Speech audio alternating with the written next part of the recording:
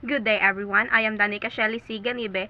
So for today's video, we are going to discuss about Task 1, the Security Incident Response Plan development. So let's define what is it. A security incident report is a formal, official set of documentation that clearly details the action that must be taken through every stage of company's security incident response. You are the security analyst for BSE INC, a mid-sized company specializing in education. BSE INC is presently experiencing a significant increase in phishing attempts targeting its employees. To address this, we are developing a comprehensive security incident response plan that outlines the structured policies and procedure for effective incident identification, containment, eradication, and recovery. This plan will ensure our organization can swiftly and effectively respond to phishing attacks, minimizing the potential damage and enhancing our overall security posture. Policy and procedure. This section defines the SRIP's purpose, scope, and approach. Communication plan. This section establishes how communication will be handled during an accident. Training awareness.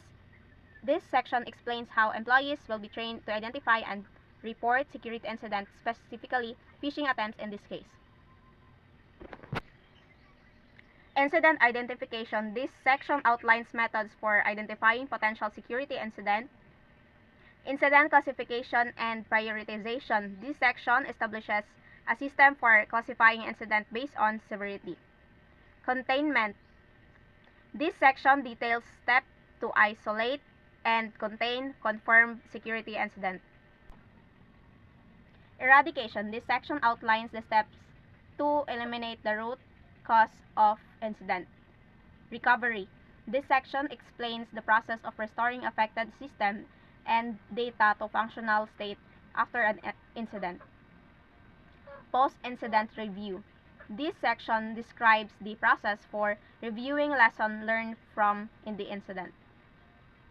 Security Incident Response Plan for Phishing Attack BSE INC. This document outlines the Security Incident Response Plan for BSE INC, focusing on phishing attempts. Phishing emails aim to deceive employees into revealing sensitive information or clicking malicious links.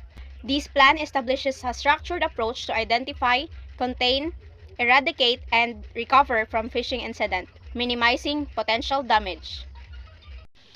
Incident identification and reporting. First is employee reporting. Employees are encouraged to promptly report suspicious email through a dedicated phishing incident reporting mailbox or by contacting the IT help desk. Report should include the entire suspicious email forwarded or attached, along with any relevant details. Technical measure. Email security filter will configure to identify common phishing characteristics, such as POF sender addresses, suspicious attachment. Example for this is unexpected file types or exe file, and urgency-driven language. Regular security awareness training will be conducted to educate employees about phishing tactics and how to identify them. Training will include real-world example and best practices for handling emails. Second, incident classification and prioritization. Potential phishing attempts will be classified based on severity to determine the urgency of response and resource allocation. First is low severity. Suspicious email with generic phishing tactics. Example is misspelled sender name. Generic threats. Second is medium severity. Email impersonates a known sender. Example is colleague, manager, or contains a suspicious attachment. Third is high severity. Email appears highly convincing, contains sensitive information, requests. Example for this is login credential, financial information, or leverages urgency to pressure the recipient. Containment and eradication. Low and medium severity. The IT security team will isolate suspicious email by moving them to designate quarantine folder, preventing further distribution within the organization. Second, high severity. The IT security team will immediately isolate the suspicious email and disable the recipient account to prevent potential compromise. Post-incident review and recovery.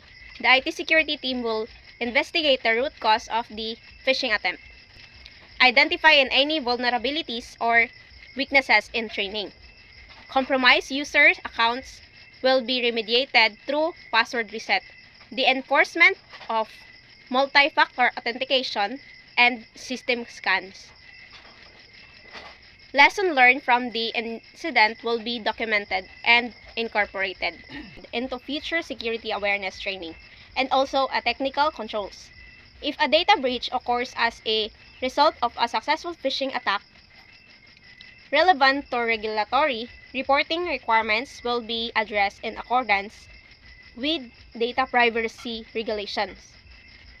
Incorporating additional security incident into SIRP is to build upon the existing SRIP focused on phishing attacks. Here's how to include additional sections for the common security incidents. First is malware infection. Detection and analysis. Outline the methods to identify malware, such as antivirus, software alerts, unusual system behavior, or employee reports. Containment and eradication. Detailed steps to isolate infected devices, prevent lateral movement within the network, and eradicate the malware using anti-malware tools or system to restoration. Data breach. Detection and analysis. Include methods for detecting data breaches such as intrusion detection systems, IDS, alerts, authorized access attempts, or noticing unusual data infiltration. Containment and eradication. Outline steps to contain the breach, like securing compromised system, identifying stolen data, and notifying affected individual and authorities. Recovery. Detail the data recovery process, including restoring backup and implementing stricter access controls. And that's all. Thank you.